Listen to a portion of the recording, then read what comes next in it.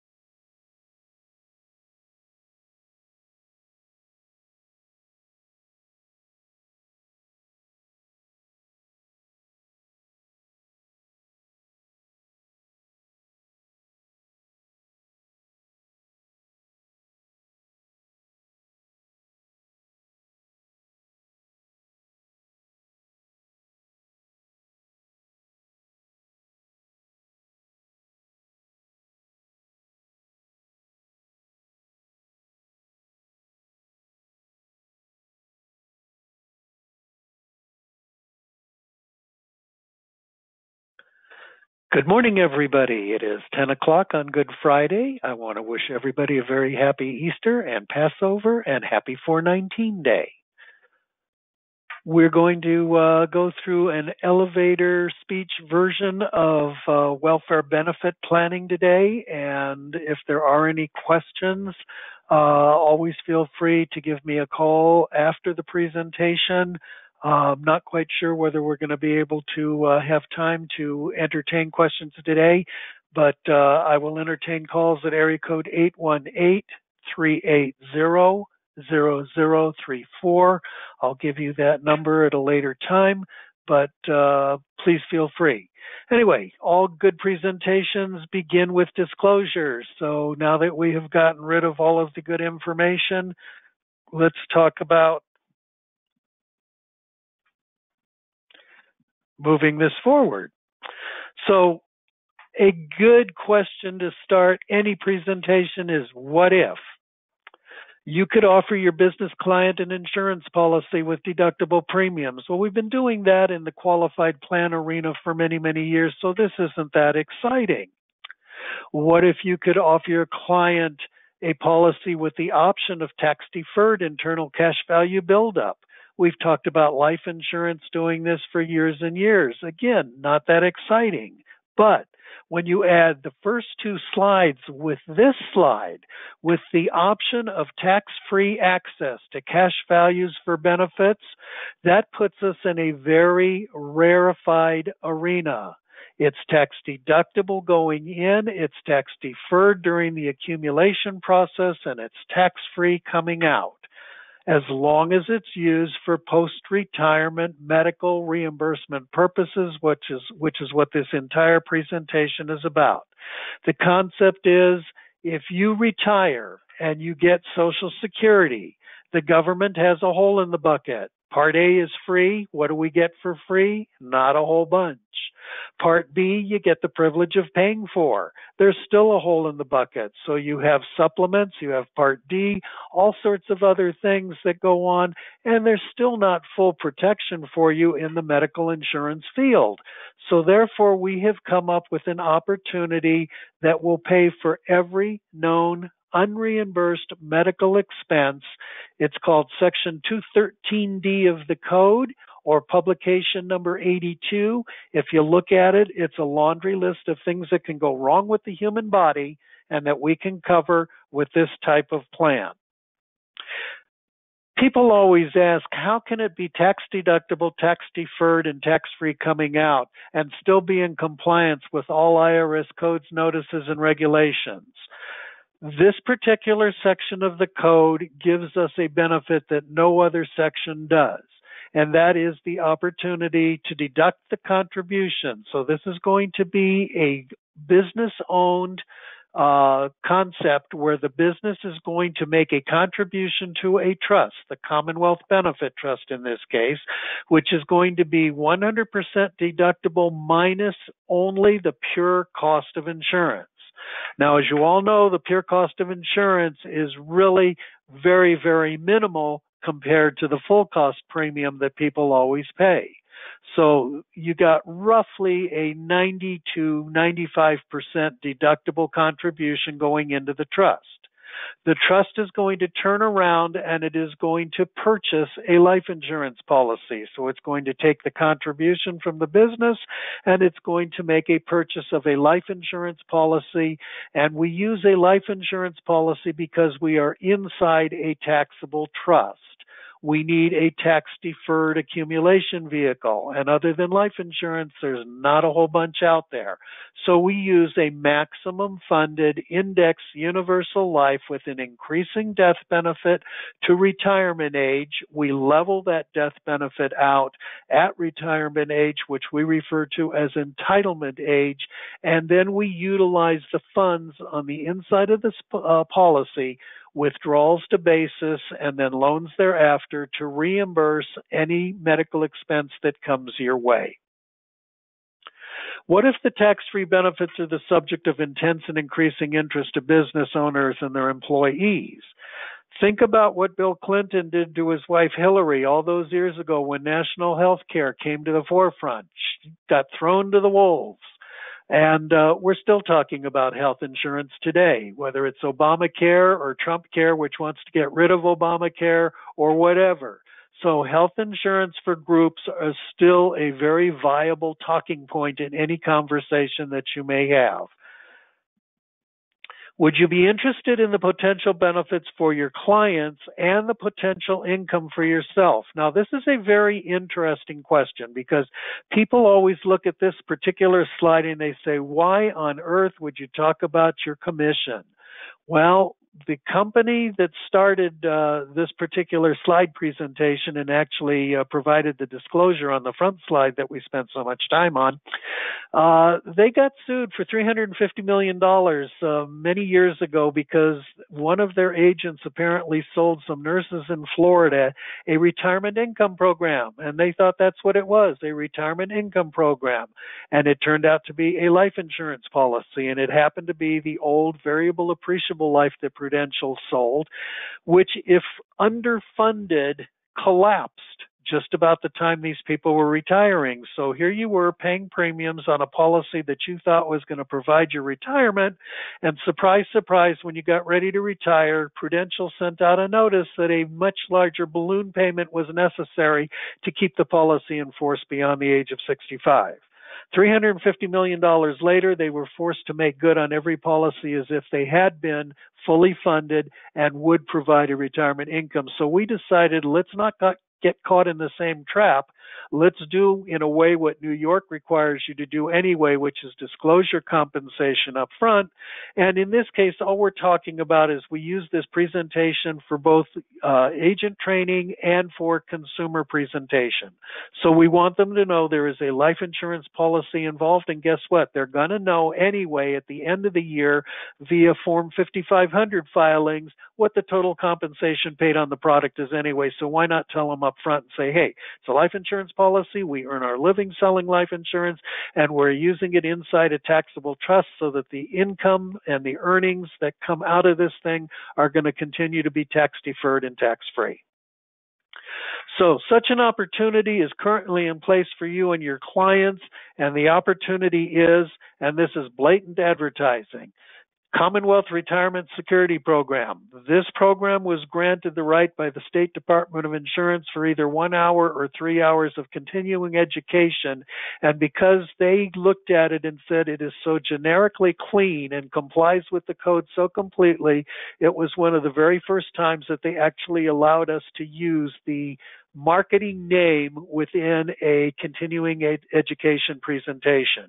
Now, I said it was filed for either 1 hour or 3 hours of CE, and it just depends on how fast or how slowly I speak. So anybody who's looking for the credit, we can talk about that later. Every concept that is in the professional field today has to have what we refer to as a mission statement. So what we're going to look at, what is the mission of this Commonwealth benefit plan, and that is as an employee and a key person in their business. By using the Commonwealth Retirement Security Program, your client's retirement income and lifestyle can be preserved. This is accomplished by a pre-funded post-retirement healthcare expense program with tax-deductible business contributions. Now, the one thing that this presentation is unique about is the fact that our disclosures were put all on the front page with minimal disclosures throughout. Prudential approved this. We are the first program that has been permitted to get into the Prudential distribution system from an outside vendor. So we're very proud of that. And they also said, for every positive marketing bullet, we didn't have to have 6 pages of disclosure. So here we are. Makes it sort of nice. This is a tax-deductible business contribution, and best of all, the benefits may be received income tax-free, and that's strictly as long as it's used for post-retirement medical reimbursement purposes. As I was growing up, my father always taught me that it was very, very important to know equally 2 sides of the picture. That is, what we are and what we are not. The most important thing with this particular program is to know what we are not, because this is what the IRS looked at. And as recently as 5 years ago, we had 20 competitors in the field. As of today, I think we have maybe 1. As far as I know, I'm really the last man standing in the 419 arena because we did it the right way. We crossed the T's, we dotted the I's, and then we go back 3 times at least to make sure that those T's are crossed and those I's are dotted. We are not a multiple employer welfare benefit trust. Those MEWAs were the thing that unfortunately caused the demise of this particular section code 419AF6. We are a 419A or a 419E. There's a big difference. Most of the cases that were out there were exceptions to the code. That's what 419AF6 was. It was a plan which claimed to be exempt from any IRS code section. That was the exception to the code. We claim to work under 419A and E, and as a result, since 1984, our plans creating time with a 501c9 VEBA trust, we have never had to make a change in either design or in operation as the result of an IRS audit or inquiry. That is the first time I think that anyone will have heard of any type of advanced marketing concept that has never been touched by the IRS with anything other than a positive attaboy, go for it, you're doing it the right way. We are not a plan which requires assets of one employer to be available to pay benefits for different employers. This was called risk shifting. It's something that we had to do in our 501c9 VEBA trust, where you would not physically, but you would literally pull out the numbers for every participant in the plan, mix the dollars into a big pot, and then refeed the resulting numbers back into each person's participating plan, so that they would end up at the end of the year, everybody in the VEBA trust would have the same values per thousand going forward. So that's how that worked. And we don't do any of the risk shifting. We are not a plan which must report as a listed transaction. We got a couple of weeks when we sent a couple of notices when we sent out our announcement and invitation to join this webinar. Well, you have to file Form 8886. We do not. We are the only welfare benefit plan that was given the right to go forward without filing the Form 8886. What a listed transaction does is it's a notification to the IRS that you are participating in a tax avoidance program. Now, tax avoidance is legal. Tax evasion is illegal. We are a tax avoidance program, but when you do it legally and you do it the right way, We were blessed by the IRS in saying you do not have to file the Form 8886, that listed transaction, to the IRS. All it is an invitation. It says, please come and audit me, make sure I'm doing it the right way.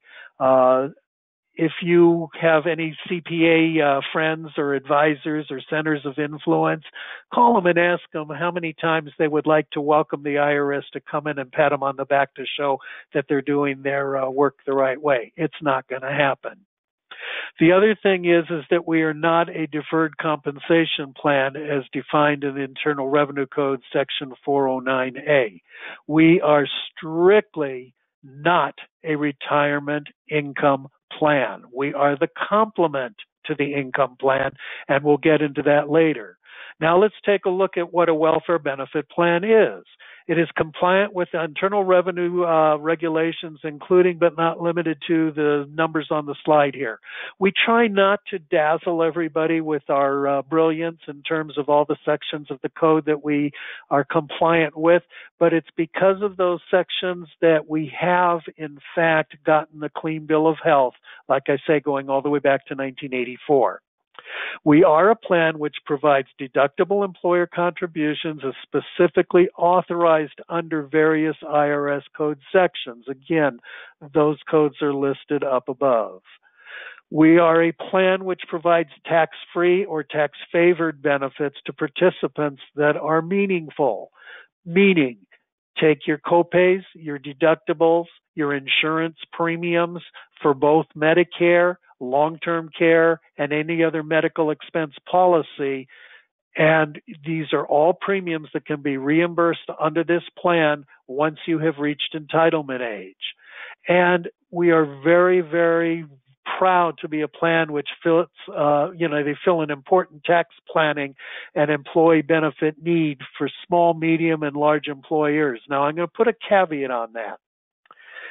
This is probably the only type of plan that adheres to all of the qualified plan rules, and yet we're not a qualified plan. And there are a couple of exceptions to the rules that we play with that make us unique. Number one, the plan is not vested. Very, very interesting that the boss goes in and says, I am going to provide a wonderful post-retirement medical reimbursement plan, and I'd really like you to participate in the plan.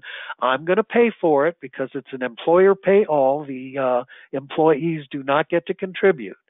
But the boss comes out, he makes this pronouncement, I'm doing it, this is the best thing since sliced bread. There are only two requirements that you have as an employee in order to participate in the plan. Number one requirement, thou shalt stay with me until you reach my chosen entitlement age. So let's say I choose the retirement age of 75, and I say I'm going to stay here till 75 because the last thing I want to do is go home at 60 or 65 and watch soap operas with my wife. If there are any women in there, forgive me, but guys, I think you know what I'm talking about. So what happens is that all of a sudden now, a lot of the employees look at you and say, wait, time out. This is a job. This is not a career. You can stay to your 75. I don't think I want to stay here that long. I choose not to participate in the plan. So that's number one requirement. You got to stay till entitlement age, or any monies that I contribute as the boss on your behalf revert back to the trust for the benefit of the remaining eligible employees in the trust, in the group. And the second requirement is that I'm going to give you a gift. I'm bestowing the value of this post-retirement medical program upon you, for which you are going to have the privilege of paying income tax on a phantom W-2 wage. Pardon me. So basically what we're saying is that pure cost of insurance that I mentioned a few slides back is the only non-deductible part, and that's what kept our plan legal and so many of the other 419AF6 plans not qualified for IRS blessing. We are going to pass that W-2 income on to you, and you're going to pay income tax on it. The employee now looks, especially the support staff employee, who's the $40,000, $50,000, $60,000 a year person, and say, wait a second, I got to stay till I'm 75, and on top of that, you want me to pay income tax on an amount of money that I am never going to see because I'm probably going to be gone, before this plan matures. I think I'll pass. We have a little waiver statement that says the plan was explained. I choose not to participate. That's all the IRS needs to keep them out. So unlike a pension plan, profit sharing plan, or any other qualified plan where vesting is mandatory within an 8-year period, we are free from that little burden because most of our people, and I'll say out of a group of 10, if we get 2 or 3 people participating, it's a lot. When we get the smaller firms, 6, 5, 4 people, we get maybe just the boss participating because everybody else waives out. Perfectly legal, and that's the way it works under a welfare benefit plan. Who should be interested in a plan like this? People always wonder, well, is this just for the professionals? Is this something, that only a CPA would use? Maybe a doctor's office? What about, architects? What about the big farms in the Central California area? These are all types of things. But what about the body shop, for example, where they fix your car? The boss is there. He's got a lot of 1099 employees. The other thing that you look at is that you have to be a W-2 employee in order to qualify. So all of your not full-time people. So you take people, for example, who are working less than 30 hours a week, people who are, in fact, putting in, that age requirement. So now if you're under the age of 25, we do not need to include them. And we have all sorts of ways to make this thing work just for the key people that you really want to do.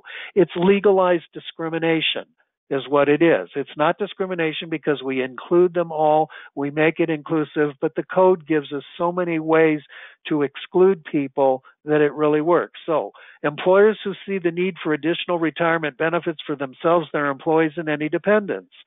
Employers who wish to plan for retirement, medical expenses, premiums, etc., with tax-favored dollars.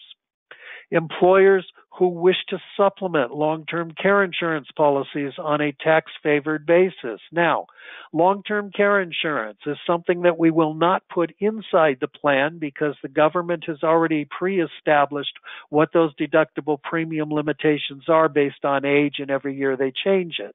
It goes up a little bit each year as to the amount that we can actually deduct. So what we do is we recommend that you buy the long-term care policy while you're working. The boss can do it either on a group basis or provide Section 162 executive bonus to pay for premiums on long-term care. But the day that you become entitled to these benefits, we will reimburse that premium out of the cash value inside this plan with income tax-free dollars. Now, if that doesn't make sense right from the get-go, hey, the day you retire, you're going to have that long-term care policy, that wonderful piece of, paper that we've implemented into your future planning. Guess what? It's going to be paid with income tax-free dollars.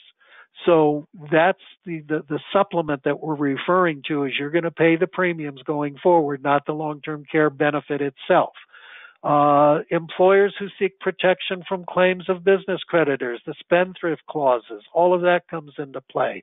Profitable business seeking tax deductions, the guy that has already done his defined benefit, defined contribution plan, profit sharing, some sort of pension plan, and he has maxed out his contribution level. We have 415 limits to contend with. We have ways of implementing both programs because we do participate in that, again, like a qualified plan. But there are a lot of firms out there that are very profitable and are looking for additional deductions, and a welfare benefit plan is going to give us that opportunity to do it. We're looking for employers that want to provide the proverbial golden handcuff. If you think about a pension plan, a profit-sharing plan, where vesting is done after 8 years, they're portable. The government made it basically impossible for the boss to keep that money. So if I have an employee that wants to leave me and his plan is vested, he gets to take it with him. Not so with a welfare benefit plan. With a welfare benefit plan, if you leave one day before the chosen entitlement age, money goes back to the trust, spread over the remaining participants. And I never said this out loud, but if it's only the boss, too bad, huh? But this is really the way that the plan works, and it's legal. And like I say, we've been around since 1984 and never had to make a change as the result of an IRS audit or inquiry. Now, you may have noticed that my presentation is a little bit redundant on occasion. Somebody told me once that you got to hear it 3 times before it sinks in, so I'll say it 4 or 5 times, because with me, a picture is worth 1,000 words, but not only do you get the picture, you get the 1,000 words. So apologies in advance. Let's look at the path to retirement and let's figure this out, because this is the fun part that really, really explains, and this picture really is worth 1,000 words. Again, you're going to get both. The business sitting up there in the top center is going to go to the left for its 401k, its profit sharing plan, its defined contribution plan. Any type of retirement income program is going to be deductible to the business. It's going to be tax deferred during the working years, and that's normal. Everything is perfect so far. I'm ready to retire now. There's those $3 signs, and you see that funny little oval that says tax. That's Uncle Sam. Beautiful picture of what he does. He takes out his income tax on any distribution from any of those plans listed in that upper left-hand quadrant there. And then what happens is whatever is left is the dollars that are left for your lifestyle and your golden years. The thing that makes it interesting is that this is all fully vested if you are in a true pension plan, profit sharing plan. All employees must be included. There are no exceptions to it as long as they're, subject to the rules, full-time W-2 employees, all of that good stuff. And there are required minimum distributions once you get to a maximum age of 70 and a half. You're stuck. You got to pull that money out regardless. That's what retirement is about on the income side. Now let's think about the complement, the retirement benefits side. Nobody talks about benefits usually when we have Social Security and we have all of the good things that happen. Everybody's talking about income, paying taxes on it, and your then current income tax bracket. Now let's take the same idea here and apply it to a welfare benefit plan. The business makes a contribution to the trust. The contribution is tax deductible. It's for post-retirement medical reimbursement purposes. So that's what the PRMRP is. And all of those dollars are going to be 100% deductible minus the pure cost of insurance. Now, minus the pure cost of insurance occurred in 2007. The IRS came out with 2 notices and a ruling, and they determined that the only way that we could legally deduct the premiums is not talk about the life insurance, but to deduct for the post-retirement medical expenses that were going to come post-retirement after entitlement age. So what we're looking at then is a deductible premium minus the pure cost of insurance. That's what made us legal. It's a double dip because coincidentally that's the amount that's passed through as the phantom cost, the W-2 income to every participant in the group, including the boss. There are ways around it. It's called Section 162. I mention it again. We can, in fact, bonus out the cost of those taxes for the participating employers that we want or employees. What makes this really nice is 162 is discriminatory. You are allowed to pick and choose who you want to pay the bonus to. So you can play that game quite nicely with a post-retirement medical reimbursement plan. The monies, once they're in there and once we've gotten everything into the trust and put into the life insurance policy, 100% tax deferred. That's why we use life insurance. Now, at one time, we were doing municipal bonds. Muni bonds have fallen on harder times, though, in the last 10 years, and there have been defaults. And the administrative charges for putting a muni bond in a post-retirement medical reimbursement plan are probably close to double what the admin costs are for a regular post-retirement medical plan where life insurance is used. The money then, you see those same $3 bills signs there sitting there after the working period. Look what's missing, Uncle Sam's income tax. All of a sudden now the money comes out income tax free as long as they're used for post-retirement medical. Notice on the right-hand side, no vesting until entitlement. Employees can opt out. So again, we have the participation question taken care of, and no required minimum distributions are required. So the RMD factor goes away. I wish that there were more people that understood the perfect complement to the retirement income package, because we'd have these plans flying out the door. I will tell you up front, it's a niche product. It's not for everyone. But what I will also say is that with everything that you talk about in a welfare benefit plan presentation, you may not sell a 419 plan. But if you don't sell something, then shame on you, because you will be talking about life insurance, long-term care, medical expenses. You will be talking about what happens if I'm disabled. You will be talking about virtually everything, retirement planning, annuities. Everything is talked about in a 419 presentation. So you've got to sell something out of it. This is just the beautiful package that puts it together. And we have one more slide, another picture, that explains the real difference between these plans and what makes it so exciting. Number one, the little red inverted triangle there, sort of interesting. I have a firm that wants to put away $100,000 a year for 5 years. Now, the 5-year rule sort of stands with us the same it does with a qualified plan.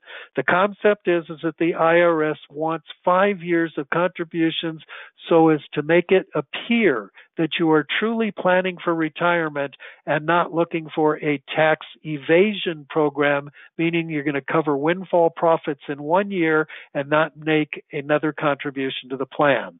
If you try and do that with a welfare benefit plan, they will come back at you just like they will on a regular qualified plan and say, oops, we are going to anticipate a level annual contribution over the working lifetime of each employer group in the plan. If in fact you want to, we're max funding in year 1, skip year 2, we have an unlimited makeup provision with welfare benefit plans that no other plan has, so it's not limited to the $5,000 or $6,000 makeup and difference if you're 55 and over. We don't do any of that stuff. It's just unlimited. If you're doing a $100,000 contribution in year 1, you make 0 in year 2. In year 3, you have the right to do year 3's contribution at 100 plus the makeup of year 2 at 100. So $300,000 over 3 years will give the impression of that level annual contribution over the anticipated working lifetime of each employer group in the plan. And that's the way the IRS works on that. So let's assume we have a business now that says, I don't need you. I do quite fine all by myself. I don't want any type of plan, no retirement income, no retirement benefit, no nothing.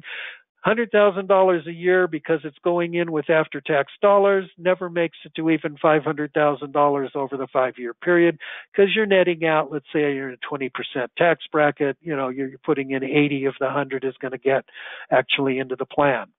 Distribution time comes, and what happens is while we are not really an income distribution, let's for sake of ease of payout here, assume that we're going to have medical bills and reimbursement that is going to be same amount each year. And if we did that with the no plan at all, because it's after-tax dollars going in and after-tax dollars coming out, you will see it's got the slowest and the shortest payout period of any. The blue line, which is the second triangle, is your qualified plan, tax deductible going in and after-tax dollars once again coming out. Now, in the good old days when we first talked about pension plans, and the concept was take your money in your high income tax earning years and put it away. And when you retire, ostensibly you will be in a lower income tax earning capacity. Take the money out. Let's go back a couple of presidential administrations and begin to realize that we will be lucky to be in the same income tax bracket when we retire as when we were working. So therefore, you've got money going in before tax dollars, but money coming out with after-tax dollars. And notice it's not a whole bunch better than no plan at all. And then the green line, which is the Commonwealth Retirement Security Program, unique. Before tax dollars going in, minus that little bit of non-deductible premium for the pure cost of insurance, which used to be PS 51, then it came out Table 2001, then it came out all sorts of funny things. We now have finally come into the real world as of 2007. We now use the actual anniversary statement per policy for individual policy within each group that we write. It is the truest form of non-deductible money going in. So after the first year, we have that. And it is the truest form of reportable compensation to each participating employee in the group. So we got that coming out. So if you take a look at that, you'll see the little green line starts a little tiny bit lower than the blue line up above.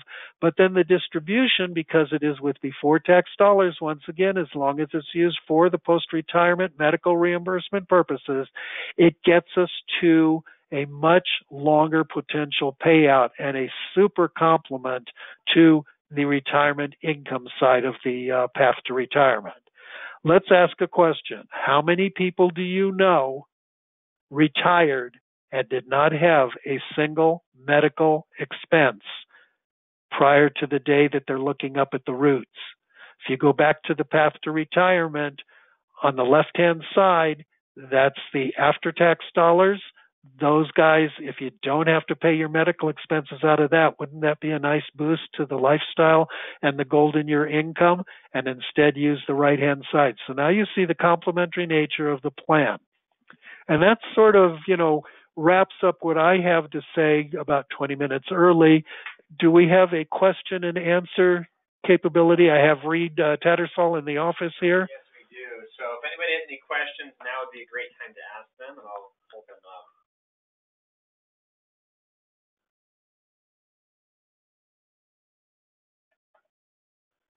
I will tell you that this is a elevator speech version of the full presentation. This was about 15 slides. We have a 56-slide presentation that goes in the where to fors and dots the I's and crosses the T's a little bit more thoroughly. So anybody who is really interested in this type of presentation, I will be more than happy to share information.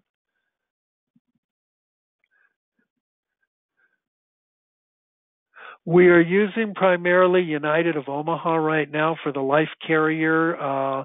They have one of the best cash accumulation values on a max-funded IUL. It's very interesting that because we're using it as a withdrawal to basis and loans thereafter, that their program actually works better than a lot of the carriers that are advertising the very large income stream capabilities. This one happens to work very well for us, but we have Prudential. There was a time that we had 10 carriers that were approving this product. The fiduciary rule scared a lot of them back into the shadows, and so for right now, we're looking for a couple new carriers to come back on board, but United of Omaha is our number one presenter right now. Prudential will accept business from us, and we'll keep on looking and keep you advised.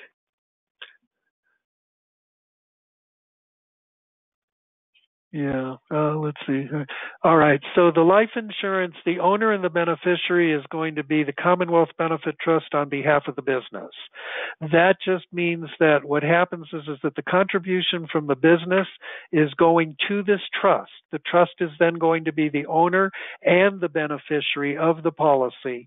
Then the trust has its own beneficiary, which is the employee or the employer's opportunity to name where they actually want the benefits. So the trust is strictly a funnel. It does not keep any of the money. There is no profit margin for the trust. It is strictly a funnel for in and out transactions on an annual basis. Okay. Is there a best age for the employer? We look at 50 and up pretty much because the average retirement age is 70 and we want about 15 to 20 years of accumulation time. What we're really looking for is the opportunity for the boss, and he can put in a time requirement. So let's say the boss started the business 10 years earlier then he actually starts participating in a plan like this. What we can do then is put in a mandatory time that you have to have been years of service along with participation in the plan. So there are all sorts of interesting ways to really make this plan fly for the people we really want covered under it. The next question is always the fun part, the downside, the penalties. Here's the downside. When you get involved in a welfare benefit trust, you are primarily looking at a till death do us part situation. And the reason for that is, let's say we wanted to make the policy portable. The code has protected us beautifully by saying, let's take the fair market value of the policy, which is premiums paid or cash in the plan, whichever is higher. And if you want that policy, you need to buy it from the trust. So you buy it from the trust for premiums paid or cash in the policy, and now it's yours.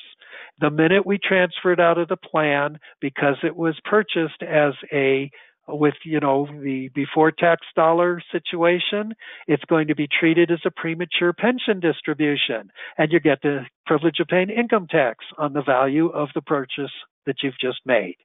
So the downside is you don't want to leave a welfare benefit plan unless you're basically very, very wealthy and you don't mind paying a whole bunch of taxes on the structure.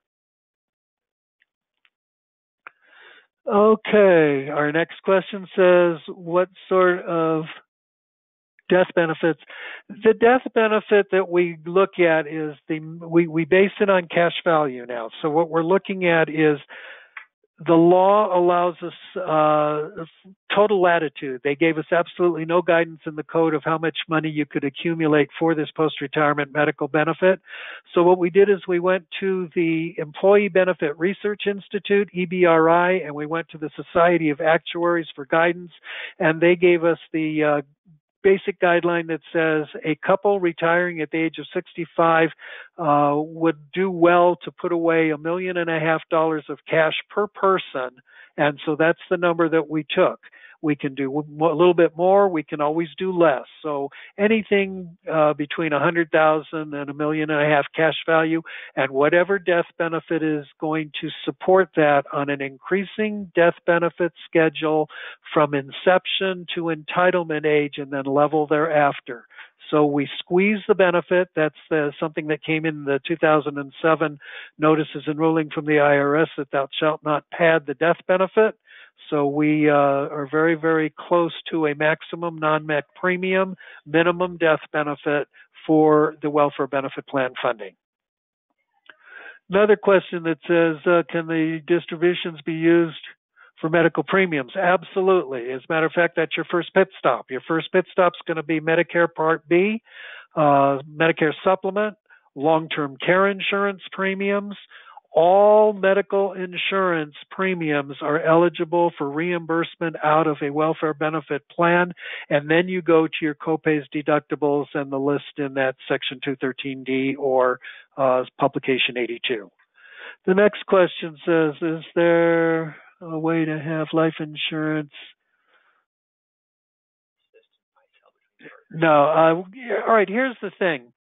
Yes, we can double dip into the policy. So we're looking at, the question is, can we double dip and use the insurance in the trust to also cover part of a buy-sell agreement? Yes, absolutely you can.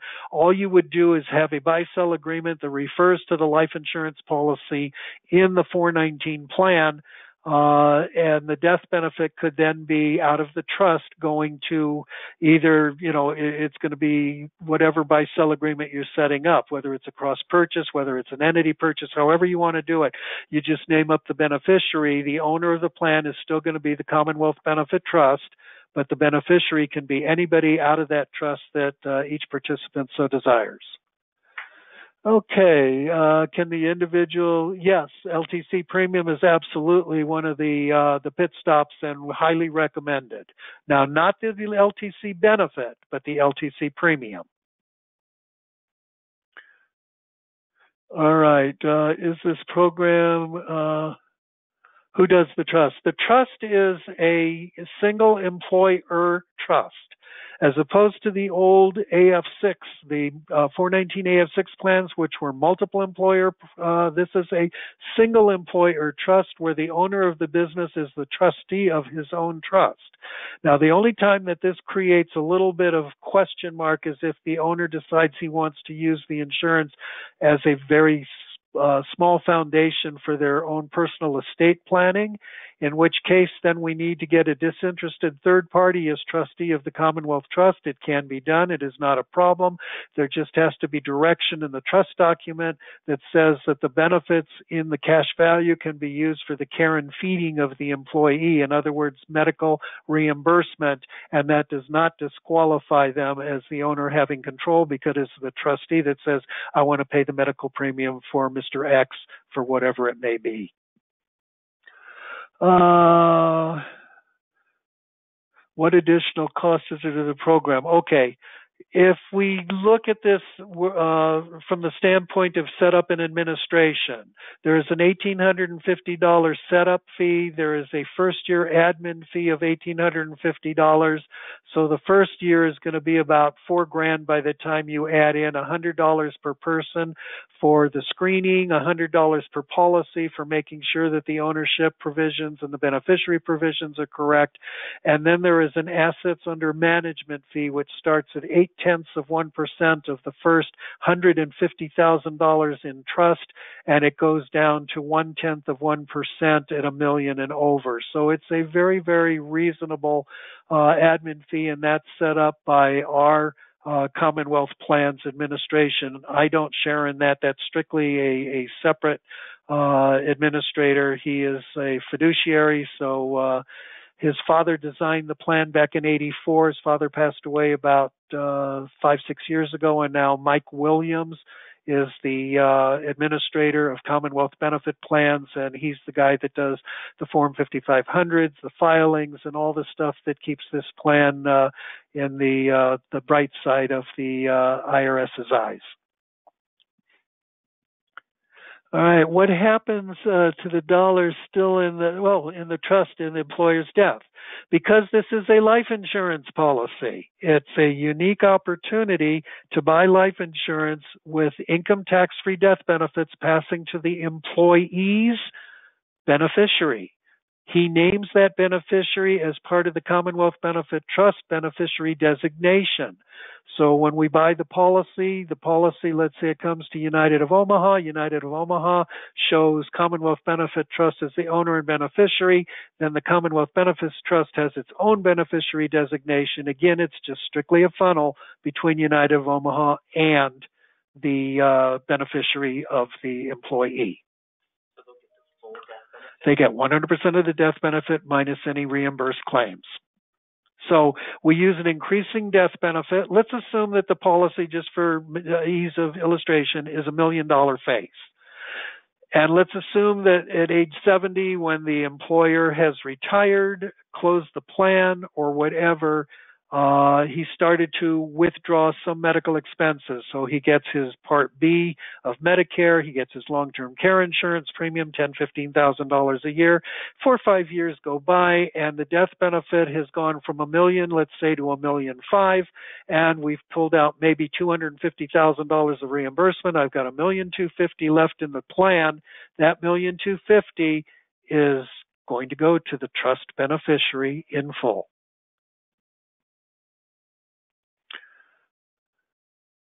How would you compare this to a HSA plan? I would say that if you held them side by side, we're an HSA plan on steroids. The reason I say that, HSA is limited to the $6,000 per person, on an annual basis. I think it's $6,500 this year, give or take.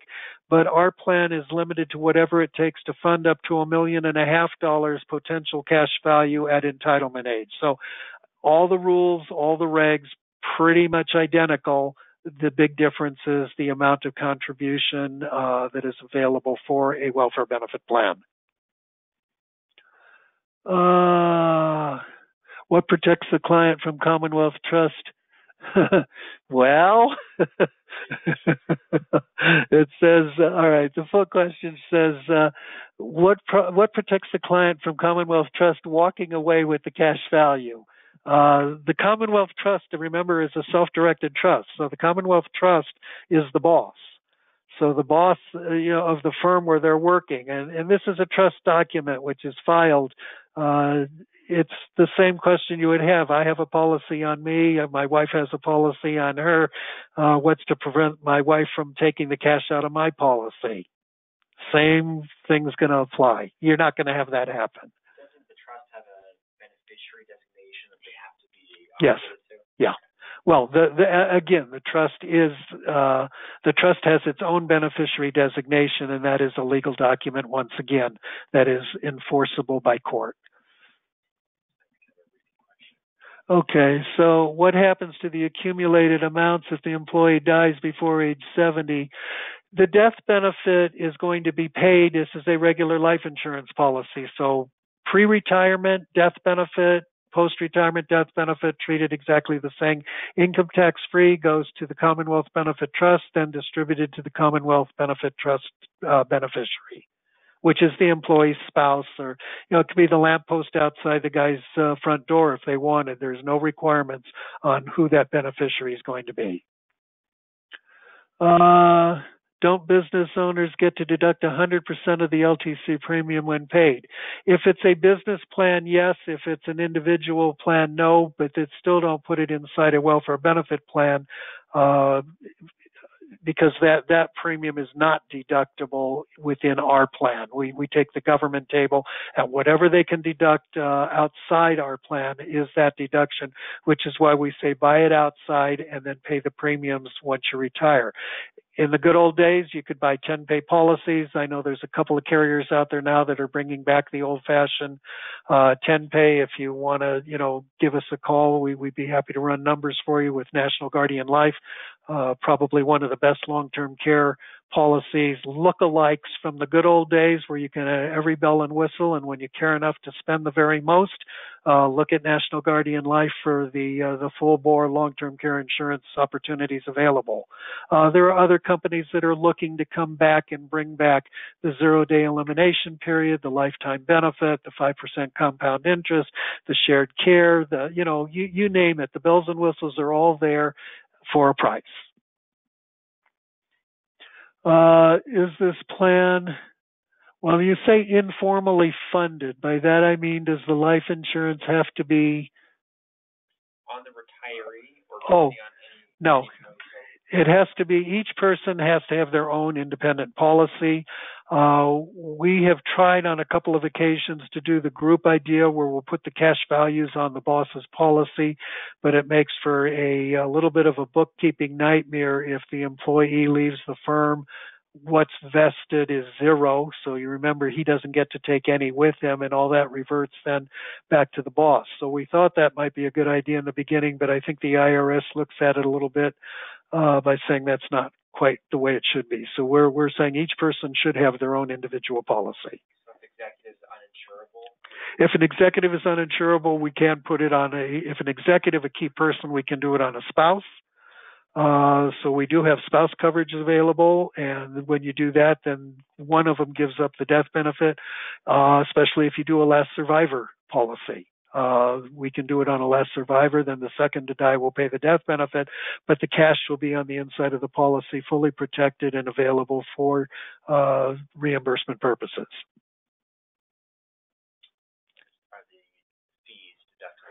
The fees are one. The next question is: are the fees, the administration fees, the setup fees, all that deductible? 100% deductible write-off can be paid one of two ways. Can be paid direct by the business and then deducted that way, or the money can go into the trust and the trust can pay the fees, so it's still deductible from the business to the trust. Or once the policy's been enforced for a while, people can in fact take cash out of the policy as reimbursement for the fees, and because it's coming out income tax free, it was deductible going in. So yes, it's very flexible and we can do almost anything you want to do. There are a few commission questions, commission split as well as the commission on the product. Commission on the product is the full level that you qualify for within the back nine hierarchy. There is a 90-10 commission split on these policies. I am on every application for 10%. One new agent went to ask me how generous I was to give them 10, and I kept 90. I said, no, I will flip it the other way. But no, it's a 90-10 commission split, 90% for the agent, 10% for me. Is it guarantee issue or individually? It is individually underwritten unless we come up with a guarantee issue product. We were using Pac Life up till a couple of years ago. Pac Life had a group program. We did a credit union where we had 300 employees, and we did get the guarantee issue. When you get more than 25 employees, you can tier the coverage, which means we can do executives and seniors at one level, middle management at a second level, and then support staff at a third level. The gentleman who owned the credit union wanted to say thank you to the employees that had built this particular unit, and he gave them each a $25,000 fund at retirement. And Pacific Life had a group product that accommodated the $25,000 guarantee for 280 of the people, and then we had 20 people that got into middle management and upper management where we did full underwriting. Is the death benefit tax-free paid from the trust? Is the death benefit tax-free when paid from the trust? Absolutely, 100%. Strictly a funnel. How is it tax-free if it's not a medical reimbursement? It's a death benefit. Death benefits are tax-free, cash value.